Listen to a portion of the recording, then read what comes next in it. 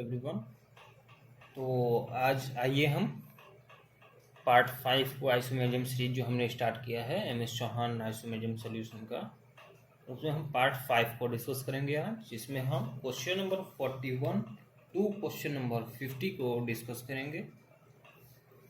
तो आइए स्टार्ट करते हैं। As you can see question number 41 आपको शोन है एंड क्वेश्चन नंबर 41 क्या बोल रहे हैं? क्वेश्चन नंबर 41 बोल रहे हैं कि among the structures shown below which has lower potential energy. Lower potential energy, lower potential energy किसका होता है? पोटेंशियल एनर्जी अगर हम बात करें तो जो कंपाउंड जितना ज़्यादा स्टेबल होता है उसकी एनर्जी उतना ही लेस होती है। इसका मतलब क्या है? इसका मतलब ये है कि जो गिवन कंपाउंड्स हैं इन चारों में हमें मोस्ट स्टेबल कंपाउंड्स का अगर हम ढूंढ लें तो हमें लोअर पोटेंशियल एनर्जी कंपाउंड मिल जाएगा। अब बात आती है कि मोस्ट स्टेबल ढूंढे कैसे? मोस्ट स्टेबल के लिए सबको पता है chair form of cyclohexane is given.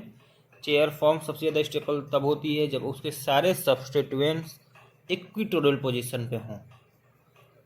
मैंने आपको पिछले सारे लेक्चर्स में भी आपको बताया है जहाँ जहाँ ज़रूरत पड़ी है कि ये चेयर फॉर्म ऑफ साइक्लोहेक्सेन है।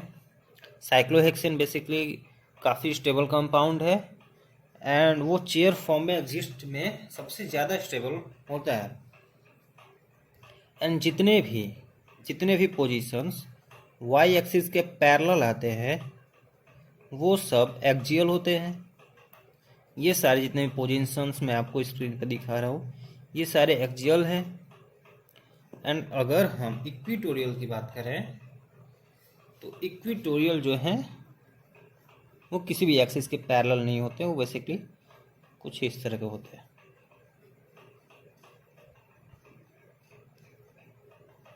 ये हो गया आपका इक्विटोरियल पोजीशन। तो अगर कोई सब्स्टिट्यूएंट इक्विटोरियल पोजीशन पे है तो वो cyclohexane chair form most stable होता है। तो अगर हम ऑप्शन ए को देखें तो ऑप्शन ए ही करेक्ट है। आप देख सकते हैं मोस्ट स्टेबल चेयर फॉर्म होता है। ये दोनों तो बोट फॉर्म है तो ये तो लेस स्टेबल होते हैं। साइक्लोहेक्सेन की बोट फॉर्म जो होती है वो लेस स्टेबल होती है as compare to chair form. Chair form most stable होते हैं। इनमें भी अगर स्टेबिलिटी की अगर हम चेक करें तो स्टेबिलिटी अगर इक्विटोरियल पोजीशन पे सारे सब्स्टिट्यूएंट हैं तो मोस्ट स्टेबल होता है। तो इक्विटोरियल अगर इसमें दो इक्विटोरियल पर हैं एक एक्सियल पर है, this one is equatorial and this is axial. But in this case all these three substituents are equatorial position, hence option A is correct। समझ में आया? तो आइए क्वेश्चन नंबर 42 पे स्विच करते हैं। Question number 42 says that which of the following molecules is are chiral molecules। chiral मतलब optically active. कहीं भी अगर chiral लिखा है तो ऑप्टिकली एक्टिव मॉलिक्यूल्स, और अगर अकायरल लिखा है सिर्फ कायरल के अगर ए लगा दिया तो अकायरल का मतलब ऑप्टिकली इनएक्टिव मॉलिक्यूल्स होता है। इससे आपको कंफ्यूज बिल्कुल नहीं होना। अब बात आती है कि ऑप्टिकली एक्टिव कौन होते हैं, ऑप्टिकली इनएक्टिव कौन होते हैं। आपको बहुत अच्छे से पता है ऑप्टिकली एक्टिव मतलब इसमें कोई भी सिमेट्री एलिमेंट प्रेजेंट ना हो, like plane of symmetry, centre of symmetry, axis of symmetry and alternate axis of symmetry. Although हम सिर्फ दो ही सिमेट्री एलिमेंट के बेसिस पे अपना आंसर करते हैं एंड उसमें क्या है, उसमें है plane of symmetry and centre of symmetry. तो आप बताइए अगर हम इसकी बात करें तो ये दोनों तो सिमेट्री आ रही हैं बट यहाँ पर क्लोरीन है और यहाँ पर क्लोरीन नहीं है, तो न इसमें प्लेन ऑफ सिमेट्री हो सकता है ना सेंटर ऑफ सिमेट्री हो सकता है। मतलब ये क्या है, ये कायरल है, क्योंकि सिमेट्री तभी होगी जब बोथ साइड मॉलिक्यूल सेम होंगे। यहाँ पर तो इधर सीएल बट इधर है नहीं। हाँ, अगर यहाँ सीएल होता तो ये ऑप्टिकली इनएक्टिव होता, बट इन दिस केस ऐसा नहीं है तो ये ऑप्टिकली एक्टिव होगा। दूसरा कंपाउंड जो आपको गिवन है ये कंपाउंड बेसिकली जो है इसे हम नॉन बोरोनिल स्ट्रक्चर बोलते हैं। ये जो होती है स्ट्रक्चर इसको हम नॉन बोरोनिल फॉर्म बोलते हैं या फिर स्ट्रक्चर आप बोल सकते हैं। नॉन बोरोनिल फॉर्म होता है। ये जो पोजीशन होती है ये एक्सो पोजीशन होती है, इसको हम एंडो पोजीशन बोलते हैं। बेसिकली जो चेयर फॉर्म में होता है इक्वेटोरियल एक्सियल होता है। इन दिस केस ये इंडो और एक्सो होता है। अगर हम इसमें सिमेट्री एलिमेंट्स की अगर हम बात करें तो अगर हम इस मॉलिक्यूल को, ये जो मॉलिक्यूल होता है वो अबव द प्लेन होता है। अगर इस प्लेन को अगर हम बात करें तो ये इस प्लेन के अबव लाई करता है। तो अगर इस प्लेन के अगर थ्रू हम अबव द प्लेन कट भी करें तो ये और ये तो सेम आएंगे, क्योंकि ये इस तरह से कटेगा, ये यहाँ से कटेगा, ये भी सेम आ रहा है, ये दोनों भी सेम आ रहे हैं। ये मॉलिक्यूल कट जाएंगे एक दूसरे को प्लेन पास करें तो ये मॉलिक्यूल खुद आधा आधा कट जाएंगे। बट ये और ये सेम नहीं आएगा। सॉरी, यहाँ पर कुछ नहीं है, यहाँ पर CH3 है और यहाँ पर कुछ नहीं है, मतलब हाइड्रोजन है, तो यहाँ पर भी सिमेट्री एलिमेंट नहीं हो सकते। Hence it is also a chiral compound. अब ऑप्शन आता है थर्ड ऑप्शन में मुझे आप उस दिन वाली आपको ट्रिक देखना होगा जिसमें मैंने आपको बताया था कि कोई भी फिशर फॉर्म हो, सबसे पहले उसको सबसे ज़्यादा कार्बन एटम्स जो हैं वो एक साइड लाने चाहिए। तो क्यों ना हम इसमें इवन एक्सचेंज करें। COOH नीचे वाले कंपाउंड्स को एग्जैक्टली सेम रखे हैं, ऊपर वाले कंपाउंड्स में हम इवन एक्सचेंज करें। इवन एक्सचेंज मतलब पहले इन दोनों के एक्सचेंज करते हैं। तो COOH यहाँ पर चला है, OH यहाँ पर आ गया है। अब वन टाइम एक्सचेंज हुआ, ऑड एक्सचेंज, बट हमें इवन एक्सचेंज करना है ताकि इसकी मॉलिक्यूल सेम रहे, डिफरेंट ना हो। तो अब यहाँ पर OH और यहाँ पर H, इन दोनों को भी चेंज कर देते हैं। तो यहाँ पर H आ जाएगा और यहाँ पर OH आ जाएगा। अब देखिए इस मॉलिक्यूल में plane of symmetry exactly present है। आप अगर इस तरह से देखते हैं तो इसमें आपको प्लेन ऑफ सिमेट्री नहीं मिलता। But since this book is advance problems in organic chemistry, आप बुक के नाम से ही देख सकते हैं, तो आपको कॉन्सेप्चुअली क्लियर तो होना ही पड़ेगा। हेंस इसमें प्लेन ऑफ सिमेट्री है। अगर आप डायरेक्टली चेक करते हो तो आपको नहीं मिलता, बट एक्चुअल में इसमें प्लेन ऑफ सिमेट्री है, तो वो ऑप्शन डी इज करेक्ट। ये ऑप्टिकली इनएक्टिव है, अकैरल मॉलिक्यूल है बेसिकली। तो ऑप्शन डी में हमारा फर्स्ट एंड सेकंड ऑप्शन है, तो hence option D is correct. तो आइए अब हम क्वेश्चन नंबर 43 डिस्कस करते हैं। क्वेश्चन नंबर 43 में क्या बोला गया है? Question number 40 says that a compound was synthesised by a student but its structure was not identified. However, his wonderfully helpful instructor told him that it was a major compound. Major compound मतलब अगर major compound given है, major compound में more than one chiral center होगा। Major compound से इतना तो clear हो गया, more than one chiral centre होगा। एंड सेकेंड वन कंपाउंड, उसमें either plane of symmetry present होगा या फिर सेंटर ऑफ सिमेट्री प्रेजेंट होगा। ये दो चीज़ तो इसी लाइन से क्लियर हुआ। अब उसके बाद क्या बोलते हैं? With 5 carbons and 2 stereogenic centres. मतलब ये क्लियर हुआ, हमने ये पता तो लगा लिया था कि मोर देन वन chiral सेंटर होगा, मेजो है तो मोर देन वन chiral सेंटर होना तय है। बट क्लियरली ये भी बता दिया कि 2 स्टीरियोजेनिक सेंटर मतलब 2 chiral सेंटर है, 2 chiral सेंटर है और 5 कार्बन्स हैं। फिर कह रहे हैं कि which of the following structure should be student considered as possibilities for his compound. जो स्टूडेंट सिंथेसाइज किया है कंपाउंड को, तो वो इन जो 5 ऑप्शंस हैं इनमें से किसको कह सकता है कि ये हमारा सिंथेसाइज कंपाउंड हो सकता है। तो आइए डिस्कस करते हैं। हमारे पास क्या है? हमारे पास ये कहा गया कि मेजो कंपाउंड होने चाहिए, 5 कार्बन्स होने चाहिए और 2 स्टीरियोजेनिक सेंटर्स होने चाहिए, बस यही गिवन है। आइए देखते हैं।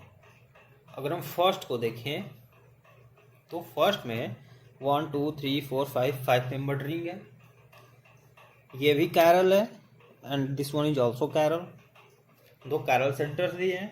और अगर हम इसके मेजो होने की टेंडेंसी देखें तो अगर हम इस प्लेन के थ्रू इसको कट करें तो ये और ये मिरर इमेज, ये और ये मिरर इमेज और ब्रोमीन ब्रोमीन मिरर इमेज, मतलब इसमें प्लेन ऑफ सिमेट्री प्रेजेंट है, प्लेन ऑफ सिमेट्री भी प्रेजेंट है, 5 कार्बन भी हैं, 2 स्टीरियोजेनिक सेंटर भी हैं, मतलब ये कंपाउंड हो सकता है। अब आइए सेकेंड कंपाउंड देखते हैं। Second compound basically double bonded system से है। तो अगर ये डबल बॉन्डेड सिस्टम है तो डबल बॉन्डेड सिस्टम में क्या होता है कि रोटेशन अलाउड होता है। अगर कोई भी सिंगल बॉन्ड अटैच्ड है तो एक दूसरे में रोटेट करके कन्वर्ट हो सकते हैं, रेस्ट्रिक्शन नहीं होता है। जैसे कि डबल बॉन्डेड अगर सिस्टम होता है तो वो रेस्ट्रिक्टेड रोटेशन होता है। तो लेफ्ट वाले ग्रुप्स को हमने एग्जैक्टली सेम रखा और ये जो है हमने इसको रोटेट किया सच दैट हमारा OH ग्रुप इधर आ गया और COH यहाँ आ गया। अब बात क्लियर हुआ। अब तो आपको एग्जैक्टली दिख ही रहा है कि इसमें एक प्लेन ऑफ सिमेट्री प्रेजेंट है। 1 2 3 4 5 5 कार्बन भी हैं, 2 स्टीरियोजेनिक सेंटर्स भी हैं, मतलब ये भी हो सकता है। अब थर्ड कंपाउंड पे आते हैं। थर्ड की बात करें तो 1 2 3 4 5 5 कार्बन हैं, 2 स्टीरियोजेनिक सेंटर्स भी हैं, बट न इसमें सेंटर ऑफ सिमेट्री है न प्लेन ऑफ सिमेट्री। आप कहीं से भी काट लीजिए, अगर इस इधर से काटेंगे इस वाले कार्बन से तो ये एक दूसरे के मिरर इमेज नहीं है। अगर इस तरह से इस बॉन्ड के थ्रू काटेंगे तो भी ये मिरर इमेज नहीं है, क्योंकि यहाँ पर 1 2 3 का कार्बन आएंगे और यहाँ पर सिर्फ 1 2 है, तो ये ऑप्टिकली एक्टिव होगा। बेसिकली ये मेजो कंपाउंड नहीं है, ये है, ये तो एग्जैक्टली दिख रहा है, प्लेन ऑफ सिमेट्री है तो है। अब फिफ्थ वाले की अगर हम बात करें तो अगर फिफ्थ वाले में जल्दबाजी में हैं आप, अगर आप जल्दबाजी में हैं तो 110% गलती करेंगे ही करेंगे। आप अगर सिर्फ डायरेक्टली आप देखेंगे तो आपको लगेगा कि 1 2 3 4 5 5 कार्बन है, 2 ब्रोमीन है, कैरल की तरह लग रहा है। बट ध्यान से देखिए, कैरल की तरह लग रहा है बट है नहीं। एक्चुअली यहाँ पर टर्मिनल है ना, टर्मिनल साइड में है तो 2 हाइड्रोजन ग्रुप्स होंगे। अगर 2 हाइड्रोजन है तो सेम है, और सेम में तो कैरल होने की कोई पॉसिबिलिटी ही नहीं है, ये दोनों कैरल है ही नहीं। और जबकि ये क्या, अब मेजो कंपाउंड होने के लिए उनको कैरल तो होना पड़ेगा। तो और स्टीरियोजेनिक सेंटर्स भी क्या गए, तो स्टीरियोजेनिक सेंटर्स की तो कोई सवाल ही पैदा नहीं होता, तो ये भी नहीं होगा। तो हमारा ऑप्शन कौन सा सही होगा? हमारा ऑप्शन सही होगा A, first second and fourth. Option A is correct option. अब आते हैं हम क्वेश्चन नंबर 44 पे। क्वेश्चन नंबर 44 क्या करें, how many isomers are possible for the following molecule. जो गिवन मॉलिक्यूल है इसमें नंबर ऑफ आइसोमर्स कितने पॉसिबल है। मैंने आपको पिछले लेक्चर्स में बताया था कि number of stereo isomers complete जो निकालने का फॉर्मूला होता है वो क्या होता है। फर्स्ट ऑफ ऑल सिमेट्रिकल या अनसिमेट्रिकल चेक करते हैं। ये अनसिमेट्रिकल है, अनसिमेट्रिकल है तो number of stereogenic centres count करते हैं जिसे हम n से डोनेट करते हैं, और total number of stereo isomers के लिए 2 to the power n कर देते हैं, तो हमारा आंसर आ जाता है। And in case of symmetrical क्या होता है ये मैंने आपको पिछले लेक्चर्स में बताया है, पिछले वीडियोज में। अब आइए गिनते हैं कि इसमें स्टीरियोजेनिक सेंटर्स एग्जैक्टली हैं कितने। तो आइए स्टार्ट करते हैं। अगर हम इसकी बात करें तो इस डबल बॉन्ड पे A not equal to B है and C not equal to D है, मतलब ये डबल बॉन्ड ज्योमेट्रिक आइसोमर्स से हो करेगा। मतलब एक ये स्टीरियोजेनिक सेंटर है,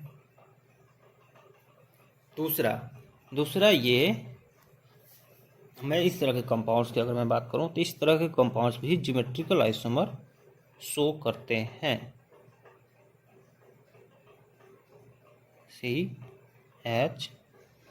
CH double bond CH C double OH।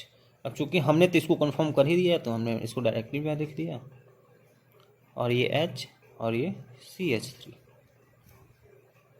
अगर आप ध्यान से देखें तो अगर आपको ये नहीं पता कि ये ज्योमेट्रिकल आइसोमर भी शो कर सकता है तो आपका आंसर 2 आएगा, क्योंकि आपके हिसाब से सिर्फ एक ही स्टीरियोजेनिक सेंटर आएगा, क्योंकि ये तो कैरल है नहीं, क्योंकि इधर भी CH2 इधर भी CH2 सेम, CH2 सेम, और ये डबल बॉन्ड दोनों में कॉमन, तो ये तो स्टीरियोजेनिक सेंटर है नहीं, मतलब कैरल तो है नहीं। तो आपको तो फिर n इक्वल टू 1 आएगा, 2 to the power 1 करेंगे, आंसर 2 आएगा। एग्जाम में फिर नेगेटिव नंबर मिलेगा। बात आता है कि ये आंसर सही आएगा कैसे। आप ध्यान से देखिए, इस तरह के कंपाउंड्स जो होते हैं इवन, आप इस साइक्लिक कंपाउंड के एक तरह का आप डबल बॉन्ड कंसीडर कर सकते हैं।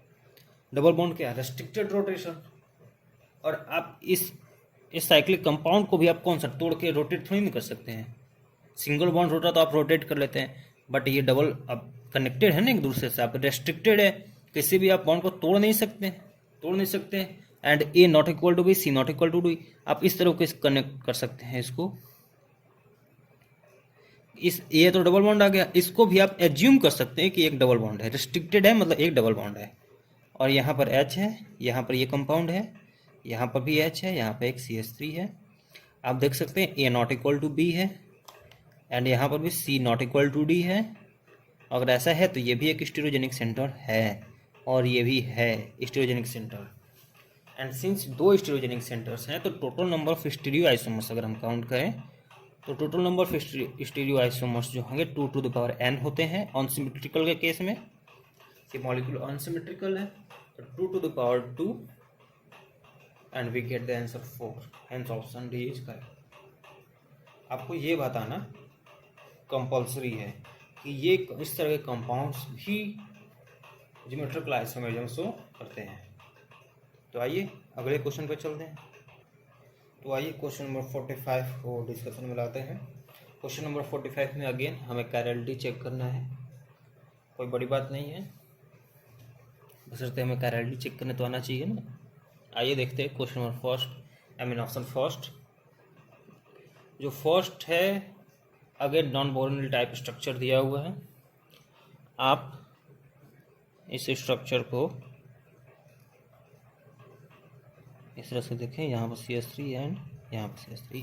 आप इस मॉलिक्यूल को अगर इस तरह से, ये जो अबव साइड से जो ये CH2 ग्रुप लगा है, ये ब्रिज हेड पोजिशन से जो लगा है, इस ब्रिज हेड पोजिशन के अगर प्लेन ऑफ सिमेट्री करेंगे तो ये मॉलिक्यूल्स तो कट जाएंगे जो ब्रिज हेड पोजिशन पे है, ये दोनों सिमेट्री भी आएंगे, बट एक्चुअल में इसकी सिमेट्री इस साइड आनी चाहिए थी CH3 की, बट है एक्चुअल में यहाँ पर, मतलब यहाँ प्लेन ऑफ सिमेट्री नहीं है, और सेंटर ऑफ सिमेट्री की तो पॉसिबिलिटी ही नहीं है, क्योंकि सेंटर ऑफ सिमेट्री आप लेंगे तो ये कहीं प्लेनर मॉलिक्यूल है ही नहीं कि इसमें सेंटर ऑफ सिमेट्री आएगा, तो सेंटर ऑफ सिमेट्री भी नहीं होगा, मतलब ये क्या होगा, कैरल होगा। आइए सेकेंड कंपाउंड देखते हैं। सेकेंड कंपाउंड जो गिवन है न्यूमैन प्रोजेक्शन गिवन है। मैंने आपको कितनी बार बताया कि न्यूमैन प्रोजेक्शन में जब भी क्वेश्चन आए तो आप उसको हमेशा सॉहर्स प्रोजेक्शन में कन्वर्ट कर लें। कन्वर्जन आपको बहुत अच्छे से सिखा रखा है, आपको अगर वो वीडियोस नहीं देखे हैं तो प्लीज़ रेफर करें उस वीडियोज को। CH3 ऊपर है, लेफ्ट में OH है, राइट में H है, इसके एंटी पोजीशन पर H है, लेफ्ट में OH है एंड राइट में CH3 है। अब आप देखें तो सेंटर ऑफ सिमेट्री के लिए कुछ कंडीशंस मैंने आपको बताया था। सेंटर ऑफ सिमेट्री के लिए ये एक दूसरे के आमने सामने होने चाहिए, CH3 मतलब एक दूसरे के एंटी पोजीशन पे होने चाहिए, है नहीं तो हम इनको कर लेते हैं इवन एक्सचेंज से। Even exchange CH3 OH H, इस वाले कार्बन को हमने सेम रखा, इस वाले में इवन एक्सचेंज हमने किया। इवन एक्सचेंज क्या किया हमने, CH3H को पहले चेंज किया, CH3 हमारा यहाँ पर आया, H यहाँ पर आया, ये ऑड एक्सचेंज हुआ, हमारा मॉलिक्यूल चेंज हो गया है। अब हमें मॉलिक्यूल को सेम रखना है, हम डिफरेंट नहीं कर सकते, तो इन दोनों को भी चेंज कर देंगे। तो यहाँ पर H हमारा आया था, यहाँ पर OH था, इन दोनों को जब OH करेंगे तो यहाँ पर OH आ जाएगा और यहाँ पर H आ जाएगा। समझ में आया क्या? अब यहाँ पर सेंटर ऑफ सिमेट्री अगर चेक करें तो इसके और इसके सेंटर ऑफ सिमेट्री है, सेंटर में सिमेट्री है। अगर यहाँ पर हम कोई भी सिमेट्री एलिमेंट, अगर कोई भी सेंटर अगर रख दें तो ये दोनों एक दूसरे के मिरर इमेज बनेंगे और ये दोनों भी बनेंगे, और ये दोनों अगर सेटिस्फाइड कर रहे हैं तो ये थर्ड वाला भी करेगा ही करेगा। ऑल्दो ये थोड़ा बैक साइड हो चला जाता है तो ये थोड़ा डिफरेंट। आप अगर दोनों सेटिस्फाइड कंडीशन कर देते हैं तो थर्ड वाला होता ही होता है। मतलब इसमें क्या है, सेंटर ऑफ सिमेट्री प्रेजेंट है, and if centre of symmetry is present तो ये ऑप्टिकली इनएक्टिव होगा। तो यहाँ पर सेंटर ऑफ सिमेट्री प्रेजेंट है, और अगर यहाँ पर सेंटर ऑफ सिमेट्री प्रेजेंट है तो ये ऑप्टिकली इनएक्टिव है। अब ये थर्ड ऑप्शन है। थर्ड ऑप्शन में सेंटर ऑफ सिमेट्री या प्लेन ऑफ सिमेट्री होने की कोई पॉसिबिलिटी नहीं है। इसको हम एडवेंट टाइप स्ट्रक्चर बोलते हैं। इस स्ट्रक्चर को हम बोलते हैं एडवेंट टाइप स्ट्रक्चर। आप कुछ इस तरह से बना सकते हैं कि चेयर फॉर्म फर्स्टली हम बनाते हैं, फिर इस पर हम एक साइक्लोहेक्सेन रिंग बना देते हैं और इन दोनों को हम ब्रिज हेड पोजीशन की तरह मिला देते हैं। ये हमारा एडवेंट टाइप स्ट्रक्चर बन जाता है। सिंस एलिमेंट्स सारे डिफरेंट हैं तो इसमें कोई पॉसिबिलिटी ही नहीं है, ये ऑप्टिकली एक्टिव होगा। Plane of symmetry, centre of symmetry कुछ भी नहीं है। सिमिलरली आप इस मॉलिक्यूल को भी देख सकते हैं, इसमें भी ना प्लेन ऑफ सिमेट्री होगा ना सेंटर ऑफ सिमेट्री होगा, ये ऑप्टिकली एक्टिव होगा। Hence what will be our option? Option A first, second, third, fourth, second, third, fourth. अच्छा हाँ, याद है। एक्चुअली मैं आपको बता दूं कि इसमें आई थिंक मिसप्रिंट हुआ है ये बुक में। यहाँ पर जो ऑप्शन होगा सेकेंड नहीं होगा, यहाँ पर फर्स्ट होगा। मैंने सही ऑप्शन लिखा है, बुक में ही ऐसा दिया हुआ है। ये मिसप्रिंट हो जाता है कभी कभी बुक में। तो ऑप्शन यहाँ पर फर्स्ट, थर्ड एंड फोर्थ होगा। हमारा सेकेंड जो है ऑप्टिकली इनएक्टिव है, इसमें कोई दो राय नहीं है। तो आइए क्वेश्चन नंबर 46 पे चलते हैं। तो 46 नंबर क्वेश्चन जो है, 46 नंबर क्वेश्चन बड़ा ही इजी सा सवाल है। Which equilibrium is not rapid at room temperature. Rapid मतलब क्या होता है? मतलब बड़ी ही आसानी से ना हो। रैपिड मतलब बहुत तेज भी हम कह सकते हैं। रैपिड मतलब बहुत तेजी से ना हो एट रूम टेम्परेचर। आप अगर फर्स्ट एग्जांपल को देखें तो ये सत्य है कि ये जो कन्वर्जन है बेसिकली एक दूसरे का जो चेयर फॉर्म का जो है, ये इन दो, इस केस में दोनों इक्विटोरियल थे, जो मोस्ट स्टेबल कंपाउंड था, और यहाँ पर एक्सियल पोजीशन पे है।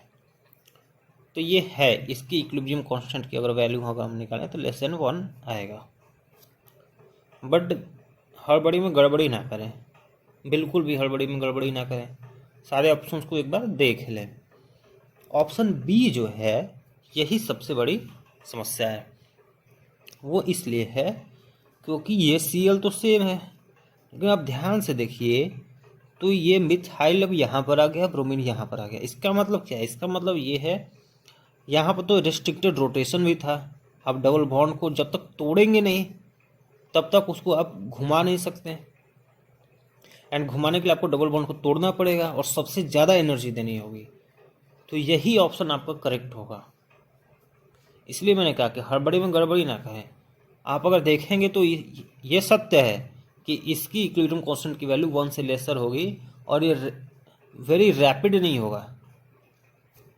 बट जो मोस्ट एक्यूरेट हमारा ऑप्शन है दैट इज ऑप्शन बी। ये डबल बॉन्ड है, डबल बॉन्ड को तोड़ने के लिए आपको बहुत ज़्यादा एनर्जी देनी होती है और ये बिल्कुल भी रैपिड नहीं होता। Hence option B is correct option. बाकी ऑल्दो ये ठीक है, ये भी बहुत ही रैपिड नहीं होगा क्योंकि ये जो है पार्शियली एक्लिप्स फॉर्म है और ये फुल्ली एक्लिप्स फॉर्म है। ये बहुत ज़्यादा रिपल्सन फील करेगा, ये लेस रिपल्सन फील करेगा एक दूसरे से। तो ये भी इक्विलिब्रियम कांस्टेंट की अगर हम वैल्यू निकालें कन्वर्जन के लिए, अगर ये इक्विलिब्रियम में अगर है तो ये भी लेस देन 1 होगा। सिमिलरली ये चेयर फॉर्म से ट्विस्ट बोर्ड फॉर्म में जा रहा है तो ये भी इक्विलिब्रियम कांस्टेंट लेस देन 1 होगा क्योंकि लेस स्टेबल में जा रहा है। लेकिन जो मोस्ट एक्यूरेट ऑप्शन है, हमें एग्जाम में मोस्ट एक्यूरेट ऑप्शन को टिक करके आना होता है, और मोस्ट एक्यूरेट जो है ये वाला है क्योंकि डबल बॉन्ड को तोड़ने में बहुत ज़्यादा मेहनत या फिर बहुत ज़्यादा एनर्जी चाहिए। तो यहाँ पर होता है क्वेश्चन नंबर 46 खत्म। आइए क्वेश्चन नंबर 47 पे चलते हैं। क्वेश्चन नंबर 47 में क्या कह रहे हैं? Question number 47 says that which is the lowest energy conformation butane. Conformational analysis of butane आपने पढ़ा होगा क्लास 11th आइसोमेरिज्म में कि बेसिकली 3-4 तरह के स्ट्रक्चर बनते हैं, कन्फर्मेशन बनते हैं। फर्स्ट आपका बनता है फुल्ली एक्लिप्स्ड, सेकेंड बनता है गॉज, फिर आप जब उसको 60 डिग्री रोटेट करते हैं, अगर हमें बना हुआ आपको, तो फुल्ली एक्लिप्स्ड फर्स्टली बनता है, जिसमें CH3 जस्ट पास में होते हैं, ड्यू टू विच रिपल्सन बहुत ज़्यादा होती है। फिर इसको जब हम 60 डिग्री रोटेट करते हैं तो हमारा गॉच फॉर्म बनता है, CH3 H एंड H। फिर 60 डिग्री रोटेट करते हैं, अल्फा इक्वल टू 60 डिग्री। तो जब फिर 60 डिग्री रोटेट करते हैं, ये फुल्ली एक्लिप्स था, ये गॉच था, तो ये हमारा फिर पार्सली एक्लिप्स्ड फॉर्म बनता है।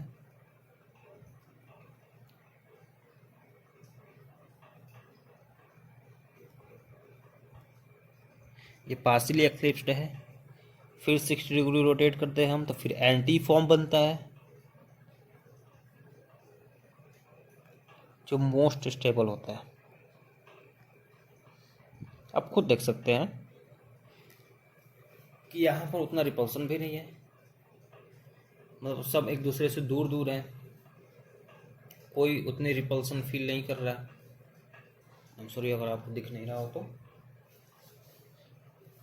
तो ये एंटी फॉर्म है, ये हमारा फुल्ली एक्लिप्स्ड है, ये हमारा गॉच फॉर्म है, ये पार्सली एक्लिप्स्ड है, and this one is anti. फिर आप जब 60 रोटेट करें तो फिर रिपीट होता है, पार्सली एक्लिप्स्ड बनता है, फिर गॉच बनता है, एंड फिर अगेन फुली एक्लिप्स्ड कन्फर्मेशन आता है। तो मोस्ट स्टेबल जो है वो एंटी फॉर्म है, एंड जो मोस्ट स्टेबल होते हैं उन्हीं की एनर्जी लीस्ट होती है। तो hence our option C is correct option. समझ में आया? बहुत डिफिकल्ट चीज़ नहीं थी। आपको कन्फर्मेशन एनालिसिस अगर पता होती तो ये लेस देन 30 सेकंड का क्वेश्चन था। तो आइए अब क्वेश्चन नंबर 48 को डिस्कस करते हैं। क्वेश्चन नंबर 48 जो है वो ये कह रहा है, which of the following structures are given below are chiral. Again chirality check करना है, मतलब plane of symmetry, centre of symmetry. First वाला आई थिंक आपको क्लियरली दिख रहा होगा कि इसमें प्लेन ऑफ सिमेट्री प्रेजेंट है। कैसे, आइए देखते हैं। अगर हम ये जो अबव द प्लेन है ऑक्सीजन, इसी प्लेन के थ्रू अगर हम कोई प्लेन पास करें तो ये ऑक्सीजन आधा आधा हो जाएगा, ये भी आधा कट जाएगा, मतलब ये प्लेन इन सारे एटम्स को कट कर देगा। ये हाइड्रोजन दोनों ही बिलो द प्लेन है, तो मतलब प्लेन ऑफ सिमेट्री है। ये भी प्लेन ऑफ सिमेट्री है, मतलब दोनों ही बिलो द प्लेन। अगर ये एक बिलो द प्लेन एक अबव द प्लेन होता तो प्लेन ऑफ सिमेट्री नहीं होता, बट दोनों ही बिलो द प्लेन है, मतलब प्लेन ऑफ सिमेट्री है। और सिमिलरली डबल बॉन्ड जो ये कार्बोनिल ग्रुप है और ऊपर भी है नीचे भी है, मतलब plane of symmetry basically mirror image है। अगर कट करें तो ये एक दूसरे के मिरर इमेज बनेंगे। तो ये जो है ऑप्टिकली इनएक्टिव है, मतलब ये जो है अकायरल है। हमें कायरल चेक करें जो ऑप्टिकली एक्टिव हो। सेकेंड कंपाउंड देखते हैं। सेकेंड कंपाउंड में अगेन इवन एक्सचेंज वाला फॉर्मूला मेरा काम आने वाला है, Cl CH2OH H। क्योंकि जब भी आप सेंटर ऑफ सिमेट्री चेक करेंगे तो जब भी एंटी पोजीशन पर सेम मॉलिक्यूल नहीं आएंगे ना, तब तक कि सेंटर ऑफ सिमेट्री चेक करना बेवकूफ़ी के बराबर होता है। तो आप बेवकूफ़ी ना करें, आप इनको इवन एक्सचेंज करें। फर्स्टली हम क्या करेंगे, HCl को चेक करेंगे, चेंज करेंगे, तो H यहाँ पर आएगा, Cl यहाँ पर आएगा, तो Cl हमने यहाँ पर लाया। ये हुआ वन टाइम एक्सचेंज। हमें इवन एक्सचेंज मतलब 2 टाइम करना होता है सेम मॉलिक्यूल के लिए। तो यहाँ पर H आ गया है हमारा अब, और यहाँ पर CH2OH आ गया है। इन दोनों को एक्सचेंज कर देंगे तो यहाँ पर CH2OH आ जाएगा और यहाँ पर H आ जाएगा। अब आप देखें तो इसके सामने तो ये आ रहा है, बट CH2OH के सामने H आ रहा है, मतलब यहाँ पर सेंटर ऑफ सिमेट्री नहीं है और प्लेन ऑफ सिमेट्री भी नहीं है। इसका मतलब ये क्या है, ये ऑप्टिकली एक्टिव है। अगर थर्ड ऑप्शन की देखें तो अगर हम इसमें प्लेन ऑफ सिमेट्री चेक करें तो ये मॉलिक्यूल सेम है, ये भी सेम है, बट ऊपर एक एल्कोहल है, नीचे एल्डिहाइड है। Both are different functional groups, and since both are different ये ऑप्टिकली एक्टिव होगा, ना प्लेन ऑफ सिमेट्री होगा ना plane of centre of symmetry होगा। अगर इस ग्रुप की हम बात करें तो इधर से अगर हम कट करते हैं इस प्लेन के थ्रू तो OH same, hydrogen same, CH2OH same, तो ये ऑप्टिकली इनएक्टिव होगा due to presence of plane of symmetry. Hence ये क्या होगा, कैरल होगा कि अकैरल होगा? This is achiral. अगर हम इसकी बात करें तो मैंने आपको बताया था ऊपर वाले में कि अगर एक अबव द प्लेन होता एक बिलो द प्लेन होता तो centre of plane of symmetry नहीं होता। इस कंपाउंड में देख लीजिए, अगर हम इस प्लेन के थ्रू कट कर दें, ये दोनों सेम, ये भी सेम, ये भी same, but in this case ये इन द प्लेन है, ये बिलो द प्लेन है और ये आउट ऑफ प्लेन है। प्लेन ऑफ सिमेट्री यहाँ पॉसिबल नहीं होगा। प्लेन ऑफ सिमेट्री के लिए या तो दोनों को आउट ऑफ प्लेन होना चाहिए या तो दोनों को इन द प्लेन होना चाहिए। Hence this is also a chiral molecule. ये हमारा कैरल निकला, this one and this one, मतलब 3 हमारे कैरल निकले। कौन कौन? Second, third and fifth. Option B is correct option. आइए क्वेश्चन नंबर 49 को चलते हैं। तो आइए क्वेश्चन नंबर 49 को डिस्कस कर लेते हैं।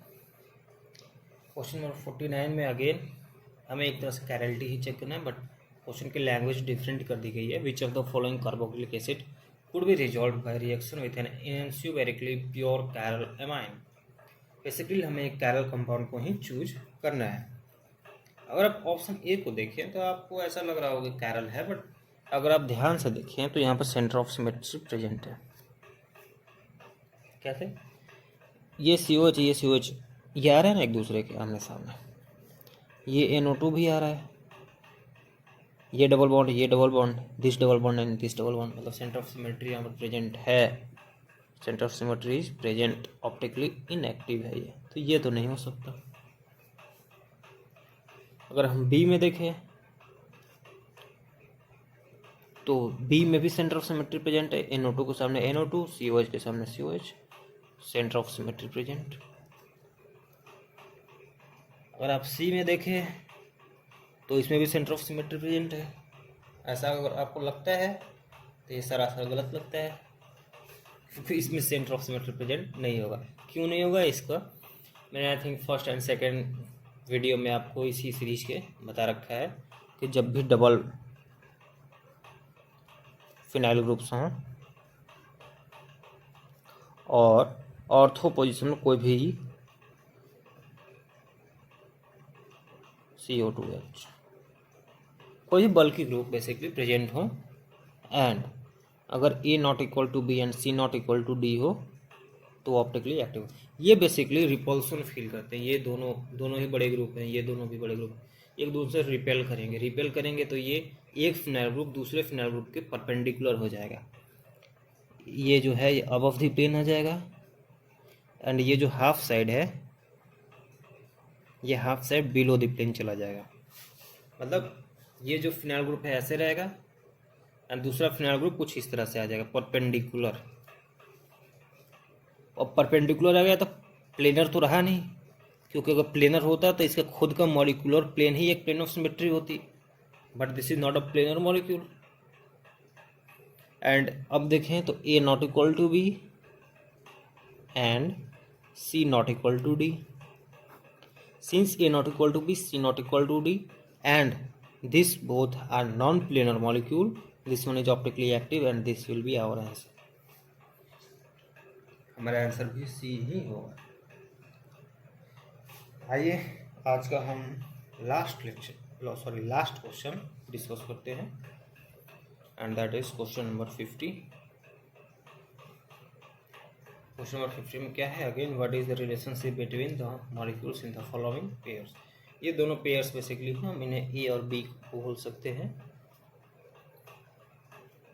इन दोनों के बीच में हमें रिलेशनशिप बताना। तो अगर हम ध्यान से देखें A और B जो हैं बेसिकली अगर हम इस बेसिस पे अगर हम बात करें तो बताना बड़े मुश्किल होगा, क्योंकि ऊपर यहाँ पर CHO है और यहाँ पर CH2OH है। तो क्यों ना हम या तो इस मॉलिक्यूल को रोटेट कर दें या तो इस मॉलिक्यूल को रोटेट कर दें। आइए इस मॉलिक्यूल को हम रोटेट करते हैं। जब B मॉलिक्यूल को हम रोटेट करें किस तरह से? स्टीयरिंग की तरह, जैसे हम कार की स्टीयरिंग घुमाते हैं वैसे ही अगर इस मॉलिक्यूल को हम कुछ इस तरह से घुमाएं तो ये CHO ग्रुप ऊपर जाएगा, तो कुछ इस तरह का मॉलिक्यूल बनेगा हमारा। CHO सबसे ऊपर आ गया। अब जब हम इसको घुमाएंगे तो ये सारे ग्रुप्स हमारे राइट साइड चले जाएंगे तो OH OH H and OH, और बिलो में क्या आएगा CH2OH आएगा। आप जब स्टेयरिंग की तरह इसको घुमाएंगे, स्टेयरिंग की तरह क्लॉकवाइज डायरेक्शन में, तो ये जितने भी ग्रुप्स हैं ये सब अबव साइड से फिर नीचे चले जाएंगे। तो ये OH OH H and OH, अब ये जितने भी ग्रुप हैं सब नीचे की साइड से ऊपर जाएंगे। जब ये मॉलिक्यूल जब ऊपर जाएगा CHO, तो ये हाइड्रोजन भी ऊपर जाएगा, फिर हाइड्रोजन, फिर OH एंड फिर H। ये हमारा बी मॉलिक्यूल है। ये दोनों सेम है, बेसिकली हमने क्या किया, हमें 3D में इन्होंने बस रोटेट कर दिया स्टेयरिंग की तरह। अब अगर आप ध्यान से देखें तो ए और बी यार आइडेंटिकल है। जी हाँ, आइडेंटिकल है। कनेक्टिविटी देख लीजिए, कनेक्टिविटी तो सेम है सबकी, तो स्ट्रक्चरल आइसोमर्स हो नहीं सकते। यहाँ पे hydrogen OH hydrogen OH hydrogen OH, और यहाँ पे OH हाइड्रोजन OH हाइड्रोजन, यहाँ connectivity hydrogen OH hydrogen OH, last में ethanol. A and B both are identical, option C is correct answer। तो यहाँ हमारा पार्ट 5 खत्म होता है, इसमें हमने question number 41 to question number 50 को डिस्कस किया ऑफ आइसोमेरिज्म। तो आज के लिए बस इतना ही, मिलते हैं अगले पार्ट में। Till that thank you so much.